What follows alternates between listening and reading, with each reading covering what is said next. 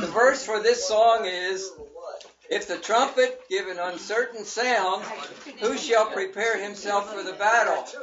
And I think in our country, the church has forgotten that we're in a spiritual war, right?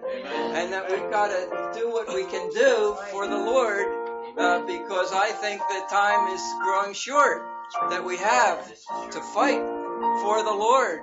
And this is very, very, very important. Sound the battle cry, see the foe is nigh.